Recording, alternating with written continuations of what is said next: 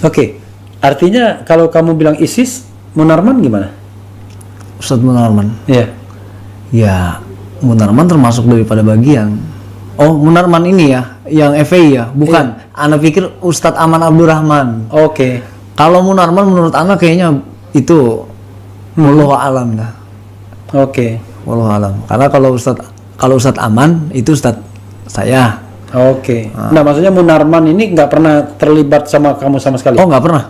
Nggak pernah. Justru di saat saya waktu di ISIS itu saya berseberangan dengan FPI. Oke. Berseberangan dengan Munarman. Kalau memang Munarman sebagai kelompok ISIS, mungkin ketemu sama saya di Poso. Oke. Gitu. Oke. Karena klaim dari media dan pihak aparat mengatakan bahwasannya Munarman itu bergabung dengan MIT. Iya. Menurut saya MIT 80% saya tahu orang-orangnya. MIT itu apa? Majelis. Mujahidin Indonesia Timur. Oke. Mujahidin Indonesia Timur. Saya tahu 80%. Bahkan orang-orang dari MMI yang dari Majelis Mujahidin Indonesia yang masuk ke MIT itu saya kenal. Jadi nggak pernah kamu ketemu Munarman sekali? Kalau dikatakan Munarman itu saya nggak kenal. Oke. Nggak pernah ketemu gitu dalam kelompok tersebut. Bukan saya nggak kenal. Oke. Ya kamu kenal karena dia tokoh media kan di media massa terkenal. Tapi kamu sendiri tidak pernah menemukan gitu. Bertemu di dalam jaringan itu. Dalam jaringan tersebut tidak ada. Oke. Saya ingin balik lagi. Jadi di Lapas Gunung Sindur kamu bisa dibilang jadi muridnya Habib Bahar ya? Iya. Ada pernah tadi ada kamu sebut-sebut Habib Rizik itu dalam konteks apa? Pernah ketemu sama Habib Rizik? Iya, pernah. Jadi kalau kenapa sebenarnya nggak ada sangkut paut masalah pertemuan atau apa lah. Mungkin kalau bertemu juga kita nggak ada yang kayak ngobrol atau apa, mungkin kayak sekilas gitu kan. Ibarat antara seorang guru dengan murid seperti itu. Tapi karena apa? Karena banyaknya doktrin dalam kelompok ya kan. Bahwasan FPI itu nggak bener, Muhammadiyah nggak bener, NU nggak bener. Intinya keluar daripada kelompok ISIS tersebut. Nggak bener semua. Nggak bener, intinya kafir. Di luar itu kafir gitu. Bahkan orang tua saya itu kan termasuk PNS gitu ya. Waktu itu saya pernah konsul gitu dengan Ustadz saya Bahru Naim. Saya bilang, Ustadz, kalau seandainya Umi Ana kan istilahnya PNS gitu kan. Menurut antum gimana nih cara menyampaikan anak istilahnya? Kalau yang bersangkutan kan memang udah tahu anak ikut dengan kelompok ini dan yang bersangkutan juga udah nasehatin anak. Kamu itu kelompok apa namanya? MIT. Oh, MIT, bagian dari MIT ya. Iya. Oke. Mujahidin Indonesia Timur ya. Terus dia bilang, kalau orang tua antum itu kan togut, dia bilang. Kalau dia tidak mengizinkan antum itu halal darahnya, nggak perlu dipertimbangkan. Allahu Akbar. Menurut beliau kan. Jadi sebenarnya Ana juga agak bimbang juga, cuma karena Ana pikir ini adalah satu kelompok yang benar, golongan yang benar. Ya mau bagaimana? Nggak ada pilihan menurut Ana. Lalu akhirnya ya Ana ikut pemahaman itu aja. Cuma tidak sampai ke membunuh orang tua gitu, dalam arti hanya banyak membantah gitu. Oke. Orang tua masih hidup dua-duanya? Masih ada. Kalau ayah udah nggak ada. Ayah meninggal kapan? Dari saya kelas 5 sih kayaknya. Kelas 5 SD. Oke. Coba lagi Habib Rizik gimana tadi? Pernah kontak langsung atau gimana? Kalau kontak langsung sih enggak. Enggak ya? Enggak. Oke. Jadi intinya adalah pemahaman kamu merasa bahwa berubah itu karena Habib Bahar ya? Iya. Gini, orang kan banyak mengatakan macam-macam lah soal Habib Bahar itu ya. Kalau di lapas gimana itu orangnya? Maksudnya gini, kalau kita kaitkan dengan kelompok lain ya, atau bahkan agama lain dah, itu sikapnya gimana Habib Bahar biasanya? Kalau saya sekarang terkadang saya suka berpikir yang aneh-aneh gitu dengan orang ini, karena orang ini aneh-aneh semua gitu loh. Ini tuh siapa? Iya, orang yang mengatakan bahwa Habib Bahar ini begini dengan pandangan radikal, pandangan miring gitu loh. Bagaimana Habib Bahar dia nggak pernah melakukan sesuatu itu dengan hanya berteori. Beliau itu praktek. Yang napiter aja, yang radikal aja dilurusin sama dia. Disuruh ikut upacara 17 Agustus. Disuruh ikut Sumpah Pemuda. disuruh ikut sholat bareng di masjid, yang tadinya kita nggak pernah mau sholat bareng di masjid. Yang Nasrani waktu malam Natal 2020 Ya. itu kan sempat adanya COVID ya di lapas. Ya. Jadi waktu itu ada kebijakan dari Kalapas tidak diadakannya malam KKR ya, kalau nggak salah, malam Natal. Ya. Jadi dari situ Habib protes, nggak bisa begitu. Karena kita yang Muslim lebaran kemarin lebaran, yang jelas kan mengikuti protokol kesehatan. Iya. Yang protes bukan yang Nasrani, Habib Baharnya gitu loh. Iya. Protes ke Kalapasnya. Kalapasnya, oke. Akhirnya ya Kalapas mengambil tindakan untuk protokol kesehatan ketat lah ya, diberikan protokol kesehatan ketat untuk melakukan malam misa ya kalau nggak salah ya, iya. malam misa. Iya. Malam Natal tersebut diadakan karena permintaan Habib Bahar gitu. Jadi di mana jiwa intoleransi seorang Habib Bahar kalau seandainya yang Nasrani saja dibela mati-matian? Karena apa? Karena persaudaraan tersebut, toleransi yang besar. Jika adanya isu-isu yang miring, Habib Bahar itu orang yang radikal, orang yang dan sebagainya. Dari mana? Orang napiter disuruh upacara, disuruh cium merah putih dan sebagainya kok. Kan gitu. Ada sih gambar Habib Bahar cium merah putih, ada juga ya. Iya, bukan hanya beliau yang napiternya kalau dibilang kadang-kadang kan kita guyon ya gitu. Iya. Bener ente udah NKRI Bib. Betul cium merah putih bendera. Cium. Nggak ada permasalahan buat kita. Karena patuhnya kita kepada seorang guru. Oke. Kalau beliau mau membelok-belokkan orang itu gampang. Begini Bang, di lapas itu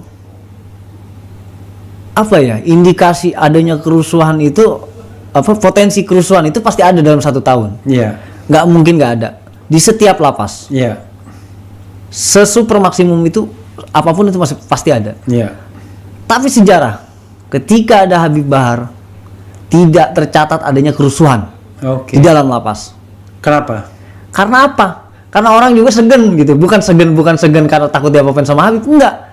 Karena selama ini kan Habib berkontribusi baik dengan para narapidana. Dalam artian dari segi ilmu yang diberikan, dari segi bagaimana menunjukkan jiwa solidaritas kepada yang lain. Di situ orang juga mau bertindak yang lain juga udah berpikir gitu loh. Karena apa? Selama ini dikasih enak sama Habib.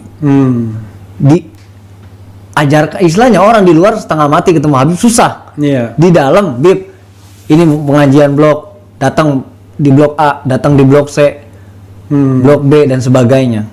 Setiap dalam 1 bulan itu muter setiap blok. Di luar belum tentu, karena jadwal beliau kan banyak. Iya. Gitu. Dari situlah mulai seringnya ada pengajian, maulid dan sebagainya. Orang jadi nggak berpikir buat berantem, orang nggak berpikir buat adanya kerusuhan, gitu. Karena apa? Kegiatan ini disibukkan dengan kegiatan-kegiatan agama. Ini soal mohon maaf ya, mungkin perlu juga itu sobat era sekalian diklarifikasi. Yang kemarin ribut sama Rian tuh apa ceritanya? Kesaksian antum gimana?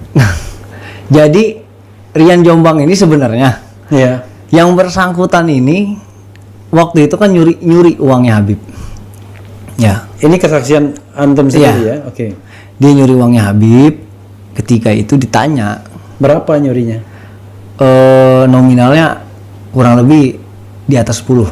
Oke. Kurang lebih. Ya, 10 apa? Juta. Oke. Jadi ketika yang bersangkutan ditanya, dia ngaku. Dia ngaku. Iya. Karena dia nggak sadar adanya CCTV di kamarnya Habib gitu kan. Oke, dia setelah dibilang CCTV ada gitu. Oh ya udah. CCTV beneran atau CCTV dari internal lapas? Memang ada benar. Ada. Kan Habib itu one cell one man gitu. Oke. Setelah itu diambil, dia mengakui sudah ada klarifikasi. Bahkan anak-anak Habib nih, narapidana nih yang ngaji sama Habib, itu anak-anaknya itu murid-murid di situ ya. Itu nungguin di depan. Mau ngapa? Itu Rian Jombang udah nggak tahu mau diapain gitu, yang jelas anak-anak udah emosi gitu kan. Iya. Tapi kata Habib apa? Ente orang kalau ada yang nyentuh Rian, ente berurusan sama anak. Kata Habib. Biar bagaimanapun juga manusia itu ada hilapnya. Rian ini juga murid ana. Iya. Ente juga harus paham. Ente juga belum tentu ente semua orang yang benar. Iya. semua kita di sini nggak ada yang benar. Pasti ada hilapnya. Iya. Oke, akhirnya anak-anak ngerti. Setelah itu ada isu lah di blog. Wah, Rian nih ngomong katanya gue dipitnah sama Habib Bahar katanya. Gue pura-pura ngaku aja katanya daripada panjang urusannya. Nah, dia bilang ntar kalau Habib pulang ada salah satu anak-anak Habib pokoknya yang gue tusuk katanya. Itu info nyampe ke Habib. Nah, Habib kan ibaratnya dia kalau buat murid jangan kata harta, nyawa dia kasih kan gitu. Kalau dia dengar muridnya mau diusik, dia marah, gitu loh. Terjadilah gesekan tersebut. Jadi dengan penyampaian yang dikatakan bahwasannya Rian digebukin sama anak, ayo itu jauh, bukan. Habib tidak mengiyakan anak-anak buat nginin dia gitu, buat melakukan tindakan kekerasan gitu kan. Iya. Setelah itu mulailah dia pelintir kan di media dengan lawyernya. Enggak, sampai dia bisa bengkak itu gimana ceritanya? Itu memang dipukul Sama Habib? Iya. Gara-gara itu ngomong yang dia bilang katanya mau nusuk anak-anak Habib kalau Habib pulang. Itu kan mendekati mau kepulangan Habib. Waktu itu sebelum batalnya pulang ya. Iya. Nah, karena hitungan hari. Iya. Ketika itu dia ngomong, ntar lu lihat nih berapa hari lagi nih Habib pulang, anak-anak Habib pasti ada yang gue tusuk. Bahasanya gitu. Iya. Akhirnya ya namanya di penjara kan, tembok aja bisa ngomong bahasanya kan gitu. Jadi adalah angin-angin itu sampai ke Habib. Akhirnya diklarifikasi sama Habib, dikumpulin orang-orangnya. Bener dia ngomong ini, bener Bib. Ente kata siapa? Kata ini. Ditelusurin, akhirnya mulailah dipanggil gitu kan. Akhirnya ya itu dipukul. Iya. Oke. Karena ketidakterimaan Habib gitu. Iya. Tapi sudah damai ya? Sudah damai. Damai benar atau damai pura-pura? Damai benar. Karena kan itu disaksikan langsung dari Dirjen, Kanwil dan sebagainya. Oke. Iya, Rizal ya? Iya. Kamu orang mana sih aslinya? Saya asli kalau papa sih Sulawesi. Sulawesi apa? Sulawesi Tenggara. Kendari. Kendari ya? Iya. Kalau Poso di Tenggara juga kan? Oh bukan, Poso Utara. Oh iya ya? Bukan dong, Poso Sulawesi Tengah. Tengah-tengah ya. Ya, Sulawesi Tengah ya. Oke. Ke Bapak Ibu dari Sulawesi Tenggara semua? Enggak, kalau ibu sini Jakarta. Oh Ibu Betawi? Iya, Tanah Abang. Oke. Dari kecil kamu lahir di mana? Saya di Jakarta. Sampai gede. Iya. Oh jadi memang bapakmu yang jadi apa istilahnya pengelana apa pendatang ya? Pendatang. Iya. Oke. Saya tertarik untuk bom Sarinah ya. Iya. Waktu itu berapa pelakunya? Waktu itu kurang lebih ada 7 orang. 7 orang. Peran kamu sebagai apa? Atau ceritakan peran masing-masing 7 orang itu apa aja? Ya di situ kan waktu itu kan ada Abdurrahman. Iya. Terus ada Afif. Abdurrahman di mana sekarang? Abdurrahman udah meninggal. Dalam tembak menembak. Iya. Afif meninggal juga. tembak menembak. Lalu? Terus lagi Holid di mana? Holid meninggal juga. Tembak menembak. Iya. 4. Terus yang Imron sekarang kurang tahu sekarang Imron di mana. Ketemu sama saya waktu itu di Mako terakhir. Mako Brimob. Iya, setelah vonis itu kan dipecah-pecah semua. Oke. Yang berikutnya lagi 5? Hasbi Di mana? Hasbi di kurang tahu di mana. Oke. 6? Ustadz Bahrun. Ya, di mana? Bahrun Naim di NK kalau nggak salah. Di? NK Nusa Kambangan. Oh, Nusa Kambangan. Dan 7 kamu ya? Ustadz Aman. Ustadz Aman? Iya, 8 orang berarti. 8 orang. Peranmu apa waktu itu? Ada pembagian perannya gimana? Ada. Kalau pembagian peran waktu itu kan kita kumpul di Cut Mutia. Masjid? Iya. Masjid Cut Mutia. Iya. Jadi di situ ada pembagian peran masing-masing gitu. Iya. Sebenarnya pada saat kejadian itu, insiden itu terjadi nggak seperti yang harus terjadi itu gitu loh. Cuma karena itu keluar dari konteks sebenarnya. Keluar dari skenario. Iya, dari skenario tersebut udah keluar. Karena tujuan kita ini kan menak. Oke. Menak sebenarnya ya. Menak itu siapa waktu itu? Kurang tahu deh. Maksudnya pas Menteri Agamanya, Kementerian Agamanya. Iya, bukan Menaknya tapi Kementerian Agama. Kementerian Agamanya. Iya. Kementerian Agama kan dekat Sarinah itu kan. Kita seberang. Iya. Waktu itu ketika kita baru datang dari arah apa Planet 2000 ya kalau nggak salah ya, Planet 2000 tuh XX1 ya, dari arah situ kita lihat nih ada cekcok antara polisi dengan yang ditilang di seberang nih di pos pol. Masuklah Hasbi ke seberang karena tujuannya togut nih. Masuk ke pospol tersebut. Ke pospol. Iya, ke arah pospol. Iya. Disitulah baru terjadi ledakan gitu kan. Di pospol itu. Di pospol. Nah, kita juga nggak ngira bahwasan itu terjadi gitu loh. Setelah itu barulah kita buyar lari ke arah Starbucks. Iya. Kita ke arah Starbucks masing-masing berlindung di balik. Hasbi bunuh diri waktu itu. Iya, bunuh diri. Itu yang ngorbanin polisi itu di pospol. Pospol ada polisi yang cedera? Ada. Itu yang putus tangan itu kan. Berapa orang? Polisi 2 kalau nggak salah, sama yang ditilang itu. Allahu Akbar. Nah, jadi dan dia bunuh diri untuk itu. Bunuh diri. Berapa tahun Hasbi itu? Usianya dia lebih tua sih. Oke, lalu karena ada itu, lalu kalian lari ke arah Starbucks. Iya. Ya, Starbucks Sarina. Jadi saya klarifikasi bahwasannya yang di Starbucks yang diklaim bahwasannya adanya orang asing gitu ya yang terlibat, sebenarnya itu nggak ada. Oke. Kita nggak tahu menahu orang tersebut. Iya. Setelah itu barulah mulai kita baku tembak, bukan baku tembak, ditembaki. Jadi Afif menembaki, pokoknya ke segala arah lah, termasuk polisi. Afif masuk ke dalam lingkaran bundaran itu, perempatan. Mulai kan orang itu kerumun ketika ledakan bom itu, orang berkerumun, ya kan? Mulailah yang bersangkutan nembakin orang gitu. Si Afif nembakin orang di situ. Iya. Ada yang kena nggak? Loh, ada itu yang di tengah jalan itu yang kena itu sama dia. Mati. Ada yang mati? Ada yang mati. Nah, setelah itu mulailah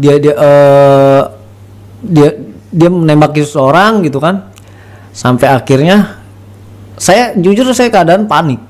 Keadaan itu saya benar-benar panik. Kayak saya nggak siap, kok tiba-tiba nggak siap gitu loh. Tadinya siap jadi nggak siap karena situasinya kayak yang posisi dikepung. Padahal sebenarnya kalau dibilang saya kalau lari itu masih bisa lolos. Iya. Karena kan belum ada aparat. Iya. Dalam artian gitu kan. Setelah itu saya lari lagi lebih mengarah ke pojok yang samping Starbucks itu apa sih? Hotel ya, pokoknya ada hotel ya kalau nggak salah ya. Iya. Di sebelahnya Starbucks itu. Kamu bawa apa? Saya waktu itu bawa FN. FN itu apa? Sejenis apa ya? Pistol. Pistol ya. Pendek ya? Pendek ya. Oke. Jadi bom bawa enggak? Oke. Jadi ketika mulai datanglah polisi ya kan yang masih berseragam ya. Dalam artian masih seragam yang ada di lingkungan situ, entah itu Polsek Menteng atau apa gitu. Mulai nembakin Afif yang bersangkutan. Tapi nggak kena kan? Nggak kena. Setelah itu Afif lari ke arah kita. Kita ngumpul di satu titik itu kan di samping mobil. Barulah Khalid menyiapkan bom gitu untuk melakukan ledakan lagi gitu. Setelah Khalid menyiapkan, saya mulai pindah ke satu sisi lagi. Saya pindah lagi gitu. Ternyata di belakang meledak lagi gitu loh. Di belakang tuh di yang tadi Khalid. Yang Starbucksnya. Iya, yang Starbucksnya. Tapi bukan di dalam ya, di luar ya? Bukan, di luar itu. Di luar. Ternyata meledak lagi, ternyata yang bersangkutan gitu. Bunuh diri juga. Allah Akbar. Setelah itu barulah Afif melakukan penyerangan. Waktu itu kan ada mobil ada mobil polisi gitu sempat masuk, mobil pribadi lah. Dia sempat masuk, dilemparin juga ledakan gitu. Barulah Afif di situ mati. Bunuh diri juga. Bunuh diri. Udah 3 berarti bunuh diri. Ya. Lalu? Ya udah dari situ saya memang keadaan saya benar-benar kayak yang ya Allah, saya takut gitu. Saya keadaan takut. Iya. Waktu saya dengar teriakan nyerah, ya saya nyerah. Oke. Saya tiarap gitu. Oke. Berarti kan masih ada 5. Kan 8 kan semuanya. Kan yang bareng sama Hasbi itu ada 2 orang. Sama Hasbi kan berdua. Iya. Iya kan? Ya. Nah, terus yang waktu Jadi tembak sama Hasbi itu 3 orang. enggak. Asbi berdua. Oke, berdua Hasbi berdua. meninggal bunuh diri 2. Terus Afif itu kan nembakin orang, Iya. ya kan satu Ikhwan itu yang dari Indramayu, Ya. juga kita nggak kenal nih, cuma yang bersangkutan ketemu di Masjid Mutia kan, Ya. Yang bersangkutan juga sempat ketembak, tapi Afif kan nggak. Ya.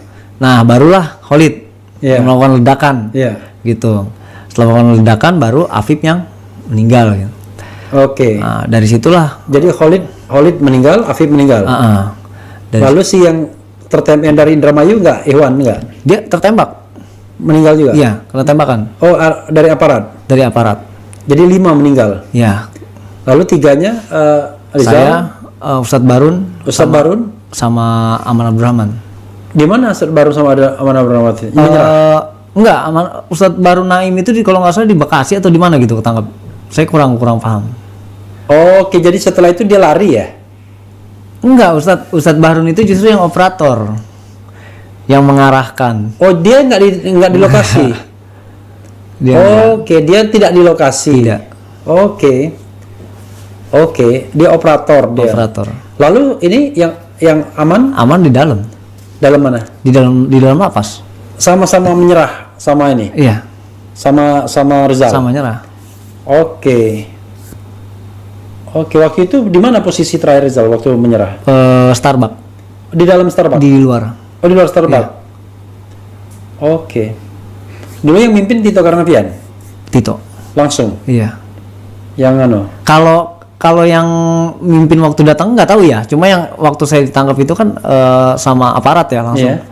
Setelah diringkus langsung dimasukin ke mobil gitu. Jadi nggak tahu yang mimpin siapa-siapanya. Oke. Tapi memang kepemimpinan Pak Tito waktu itu. Ya, karena dia waktu itu Kapolda ya. Oke. Itu ceritanya ya. Oke. Ya. Ada lagi satu cerita yang ingin saya ini kan. Panjang itu bisa sahabat sekalian ya, bisa. Ini waktu take video ini sudah jam 2 malam hampir. Tapi belum mengalahkan rekor tamu saya yang 3:30 mulai podcastnya. Kamu bisa begitu pasti direkrut kan? Iya. Yang merekrut siapa? Waktu itu saya kenal Nibras. Nibras. Waktu itu kan saya ngikut satu acara ya. Nibras itu siapa? Nibras ini yang ngerekrut saya. Dia salah satu kelompok. Oh, salah satu anggota Iya. kelompok Iya. MIT ini. Iya. MIT ini ya. Iya. Iya. Jadi ntar saya ceritakan Nibras ini siapa. Jadi ketika itu saya kan kalau dibilang anak yang broken ya. Oke. Karena meninggal bapak dari kecil ya. Iya. Iya. Intinya saya dalam keadaan kacau di keluarga. Iya. Lagi dalam keadaan kacau. Hmm. Kebetulan saya juga SMA juga nakal. Oke. Sering tawuran, banyak lah buat masalah. Bahkan ya nggak sekali 2 kali intinya aparat datang ke rumah gitu kan. Iya. Terkadang ada aja masalah yang saya buat. Warna kita masih oke warna ininya. Oke, ya. Sampai akhirnya waktu itu saya ngikut satu acara ruqyah di Masjid Kubah Mas. Oke. Iya. Waktu saya mau ngikut, saya udah daftar. Cuma kan ruqyah massal. Jadi ngantri gitu. Ada Jadi beberapa. maksudnya ruqyah tuh untuk menghilangkan kenakalan kamu. Iya, sebenarnya gitu, ngilangin jenuh gitu kan. Iya. Setelah itu karena saya ngantri, ya udah saya duduk dulu gitu kan. Saya duduk di serambi lah ya, di serambi Masjid Kubah Mas. Datanglah ini berarti. Assalamualaikum gitu. Waalaikumsalam dia bilang. Iya. Dari mana? Abang kata dia gitu kan. Oh, ini saya dari Jakarta gitu. Oh, gitu. Ngikut kajian di sini katanya. Enggak, saya mau ruqyah gitu. Iya. Lagi awam nih saya gitu kan. Waktu itu tahun 2012. Iya. Jadi beliau bilang, kan kebetulan anak tahu lah wilayah-wilayah Depok gitu ya. Iya. Karena sekolah di Depok. Dia bilang, "Kamu tinggal di sini," katanya. Kata yang bersangkutan, "Iya, saya di daerah Sawangan," kata dia. "Oh, Sawangan di mananya?" kata saya. Iya. Sawangan di daerah Bedahan katanya. Oh, Bedahan gitu. Oh, antum tahu daerah Bedahan? Tahu gitu. Antum tinggal di mana? Tinggal di Jakarta. Oh, tahu daerah Depok? Tahu, karena kan saya sekolah di Depok gitu kan. Setelah itu terus ke sini apa tujuannya katanya? Anda bilang, "Ya tujuan saya mau ruqyah gitu kan." Loh, kenapa mau ruqyah? Anda curhat di situ tuh cerita, banyak cerita lah ya. Yang bersangkutan cuma jawab satu jawaban aja, dia bilang jangan ikut-ikut ruqyah, dia bilang syirik kata dia. Intinya musyrik lah gitu. Loh, Ana bilang kenapa? Jangan, kalau ente merasa di diri ente itu ada apa? Ada setan, ente sendiri yang bisa ngusir. Bukan orang. Jangan ente merasa diri ente itu ada jin, terus orang bisa ngusir jin tersebut, berarti dia pakai jin juga. Dan di situ karena anak kan dulu dengan hal-hal seperti itu yang mistis-mistis gitu rada takut juga ya. Wah ngeri juga ya kan. Anak pikir ntar anak merasa pengen jin anak keluar malah dimasukin jin yang lain gitu kan. Akhirnya dia minta BBM, dulu kan zaman BBM ya. Antum punya BBM nggak? Ada gitu. Anak minta pinnya gitu. Anak kasih. Setelah dikasih dia pergi tuh kan. Dia pergi. Ini tahun berapa? 2012 ya. Oke. Dia bilang, Aki, antum 2012 usiamu berapa? Dulu 17. Masih 17 tahun. Iya, Oke. 17 tahun. Iya. Dia bilang, Aki, antum nanti hari Selasa ikut Ana aja katanya, kajian di Pondok Indah, dia bilang gitu kan. Ana bilang kajian tuh apaan sih? Ana bilang gitu kan. Taklim, dia bilang. Oh iya, insya Allah gitu. Ini kebetulan Ikhwan sejawa, dia bilang sepulau Jawa ini ada gitu. Wah, Ana pikir berarti acara akbar gitu, besar nih kan. Oh iya, insya Allah gitu. Ustadz kata Ana gitu kan. Udah ngomong langsung Ustadz, panggil Ustadz. Emang penampilannya kan kayak Ustadz dia. Oke. Jadi ketika itu dia bilang, antum di mana? Ntar biar Ana jemput aja kata dia. Gimana sih kayak orang yang lagi ditinggalin pacar gitu istilahnya, lagi kosong, dideketin gitu kan. Nah setelah itu mulailah mendekati hari Selasa tersebut. Beliau malam kalau nggak salah ya, malam dia bilang, antum kalau butuh apa-apa ngomong sama Ana, kalau nggak ada uang atau apa. Ana pikir perhatian banget ini orang gitu. Sebenarnya Ana nggak butuh hal tersebut, cuma perhatian banget gitu loh. Jadi Ana ngerasa kayak kakak gua aja nggak begini banget gitu kan. Kok dia perhatian banget. Sampai akhirnya ya udah Ustaz, nanti besok Ana ke Pondok Indah gitu. Akhirnya yang bersangkutan ketemu sama saya di Pondok Indah. Itu sekitar sekitar bulan apa ya? Itu bulan-bulan awal lah kurang lebih. Awal 2012 ya. Oke.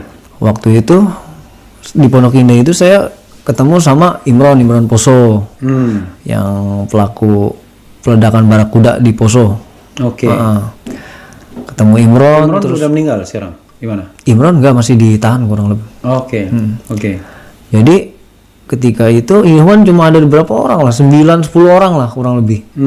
Nah, bilang ini katanya si Jawa Ustadz. Iya ini perwakilan kata dia. Masing-masing ada yang dari Kudus, dari Kediri dan gitu kan pikir.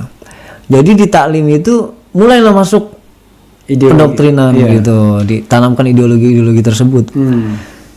Jadi setelah Ana mengikuti kajian tersebut, adanya kenapa mau ngikut gitu kan? Karena pemahaman yang dikasih sama yang bersangkutan itu dikasih pemahaman dengan realita yang ada gitu. Nabi bilang di akhir zaman itu yang dimana nanti umat Islam itu udah masa bodoh. Saudaranya dibunuh, saudaranya macam-macam lah. Sekarang kita lihat saudara-saudara kita yang di Syria, yang di Irak, terus lagi yang di Palestina. Mereka dibunuh, diperkosa. Kita cuek-cuek aja kan? Itu yang dibilang Nabi. Jangan sampai kita masuk dalam golongan tersebut. Jangan sampai. Bayangin dulu zamannya Mu'tasimah, dia bilang. Dia mau nyelamatin satu syarifah, dia siapin ribuan pasukan buat nyelamatin satu syarifah. Buat menaklukkan Amorion. Bayangkan coba. Tapi sekarang jutaan, bukan lagi ribuan, jutaan kaum muslimah yang diperkosa. Apa tindakan kita sebagai kaum muslimin? Sekarang tinggal antum pilih, antum mau masuk dalam kelompok Al-Mahdi atau Ad-Dajjal, udah itu aja. Disitulah ya, karena kita merasa kita lagi kosong. Ana pikir ya ini jalan yang benar gitu. Karena yang sebenarnya ya inilah. Ya, makanya dari situ Ana merasa ya kelompok paling benar gitu. Nah, Nibras tersebut siapa Nibras? Itu nama asli Nibras asli. Dia kan blasteran Pakistan Jawa. Sekarang di mana orangnya? Sekarang udah bebas sih kalau nggak salah. Udah bebas. Udah bebas. Oke. Waktu itu kan sempat kasus CIMB Medan. Oke. Pembobolan. Nah, ketika saya mulai ikut kelompok tersebut, ya saya udah mulai nggak apa ya, dengan dunia itu udah nggak ngeh gitu, dalam artian udah nggak banyak memikirkan tentang dunia lah. Yang saya pikirkan itu hanya akhirat. Oke. Gitu. Tujuan saya ini surga, saya mati syahid, udah itu aja. Oke. Nggak ada hal lain. Oke. Sampai akhirnya ya saya menemukan titik jenuh sendiri, orang yang ana sesatkan, orang yang jadi korban dan sebagainya. Kamu belajar nembak, belajar main senjata di mana? Di Poso. Oh, tahun 2012. Ya. Setelah kerekrut, kamu dibawa ke Poso tangkapan? Di Poso itu 3 bulan. 3 bulan, 2012 itu juga. 2012. Di situ diajari apa? Waktu itu kan ngikut beberapa kajian lah, gitu. Ikut-ikut kajian, terus diajarkan medis, diajarkan juga nembak, bagaimana kita memperhitungkan arah mata angin. Gitu. Jadi banyak lah yang diajarkan sebenarnya gitu. Selama 3 bulan itu. Selama 3 bulan itu. Jadi kamu Singkat. kepandaianmu apa? Nembak tuh laras panjang, laras pendek? Saya sebenarnya waktu pertama diajarkan itu laras panjang. Laras pendek itu saya nggak ada keahlian, nggak ada apa ya, pembekalan ilmunya itu nggak ada. Nggak ada. Cuma karena waktu kejadian tersebut itu saya dikasihnya laras pendek, Ya sudah, pegang aja. mau nggak mau saya pegang gitu. Makanya kenapa saya nggak bertindak, karena saya nggak tahu gitu apa yang harus saya buat gitu. Oke, karena kamu nggak menguasai. Nggak menguasai dan tidak memahami situasinya gitu. Kenapa kok jadi begini? Lalu senjatanya dari mana itu? Senjata itu waktu itu kan Ustadz Aman ya, ada channel di Bandung. Oh, jadi dia yang mempromotor semuanya. Gitu. Oke. Saya nggak mau Ustadz Aman nggak tahu dari mana itu senjata. Nggak, kurang tahu deh. Kurang tahu ya. Yang saya tahu cuma dari Bandung aja. Oke, dari Bandung. Kemudian di Poso ngapain aja tadi? Sudah apa aja yang dilakukan? Sempat melakukan teror di sana? Oh, enggak. Kalau di Poso enggak. Jadi cuma pendidikan aja? Iya, kurang lebih begitu. Karena kan dijanjikannya itu setelah dari situ mau diberangkatkan ke Syria, Syam. Oke. Tujuan saya kan bukan hal-hal yang lain bukan di Indonesia ini, bukan. Tujuan itu Syam. Syam untuk mati syahid. Dan setiap anak tanya kapan Ustadz, ntar waktunya. Kapan Ustadz, nanti waktunya. Tapi nggak diberangkatkan gitu. Oke, lalu setelah 3 bulan balik lagi ke Jakarta? Balik lagi ke Jakarta. 2012? Iya. Apa aja yang dilakukan dari 2012 sampai 2015 itu? Kalau selama 2012-nya nggak ada yang dilakukan, tapi 2013-nya. 2013 ngapain?